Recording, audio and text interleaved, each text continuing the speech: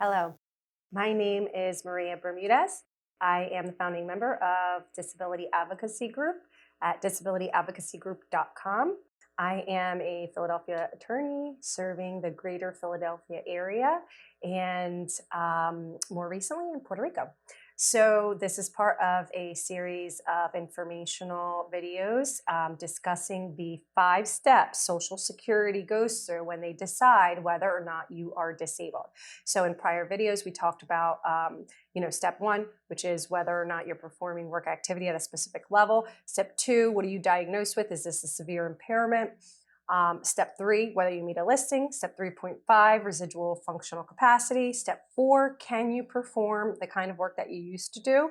Past relevant work, that was the last video. And now we're at step 5. So if Social Security finds that you can't do the kind of work that you used to do, then they're going to go to step 5, which is, can you do other work based on your age, education, and work experience? So this is step 5 is directly related to, first of all, in order to get to step 5, they have to have found that you did not meet a listing at step 3, and then they had to have come up with a residual functional capacity. That was the video step 3.5. So they had to have come up with a criteria, a persona for you that says, okay, Maria can do seated work, sedentary work.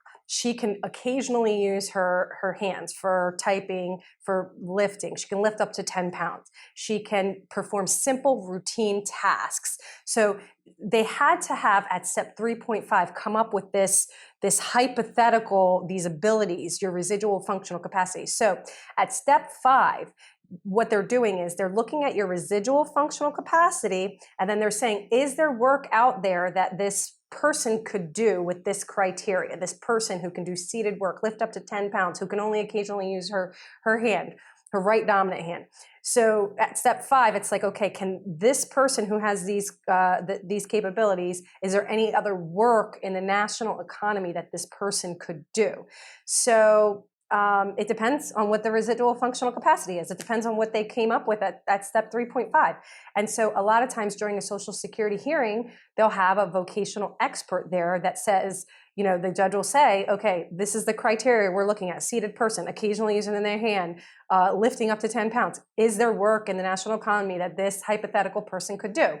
And so the vocational expert will say yes or no, and if they do say yes, then they have to give example jobs from what we call the Dictionary of Occupational Titles. And it's a list of jobs that exist, allegedly, in the United States. That's up for question, but it's according to the Department of Labor. There's a lot of conflict when it comes to whether or not these jobs actually exist. It's very old.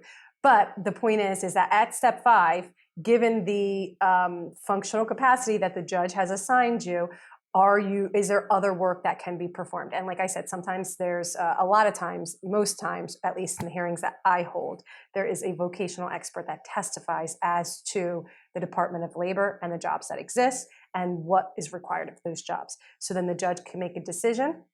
If there are jobs that exist in significant numbers that you can do based on these limitations that you have, then the judge is going to find that you're not disabled. If the vocational expert testifies that there's no work based on the limitations that the judge talked about and gave in step 3.5, then the judge will likely find you disabled.